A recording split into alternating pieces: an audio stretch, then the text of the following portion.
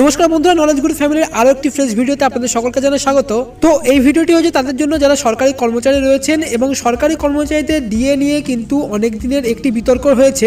এবার কিন্তু সমস্ত বিতর্কেই জল ঢেলে মুখ্যমন্ত্রী মমতা বন্দ্যোপাধ্যায় কিন্তু মুখ খুলেছেন এই ডিএ নিয়ে। অর্থাৎ আপনাদের জন্য কিন্তু একটি সুখবর দিয়েছেন মুখ্যমন্ত্রী মমতা বন্দ্যোপাধ্যায় এবং এই ভিডিওটিতে সেটি দেখে নেব। সুতরাং ভিডিওটি খুবই ছোট্ট হবে, ভিডিওটি একদম শেষ পর্যন্ত সঙ্গে থাকুন।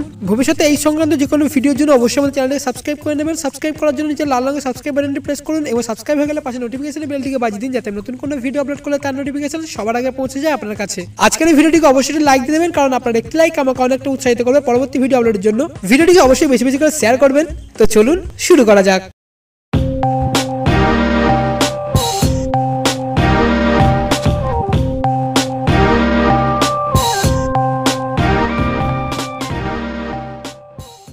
তো আজকে যে সকল বক্তব্য রেখেছিলেন মুখ্যমন্ত্রী মমতা ব্যানার্জি তা নিয়ে আমি কিন্তু আগে একটি ভিডিও বানিয়েছি। এই ভিডিওটি শেষে সেই ভিডিওটি দিয়ে দেবো, অবশ্যই আপনারা সেই ভিডিওটি দেখে নেবেন। তো এই সুখবরটি উঠে আসছে আজ বিকাল পত্রিকার তরফ থেকে। এখানে টাইটেলটি ছিল রাজ্য সরকারি কর্মীদের ডিএ ঘোষণা মুখ্যমন্ত্রীর। মূল প্রতিবেদনটি দেখে নিন। বকেয়া মহার্ঘ ভাতা ইস্যুতে মুখ খুললেন মুখ্যমন্ত্রী মমতা বন্দ্যোপাধ্যায়। আগামী জানুয়ারিতেই মিলবে ডিএ, এমনটাই কিন্তু ঘোষণা করে দেন মুখ্যমন্ত্রী মমতা ব্যানার্জি। তিনি বলেন জানুয়ারি থেকে রাজ্য সরকারি কর্মচারীদের বকেয়া ডিএ মিটিয়ে দেওয়া হবে।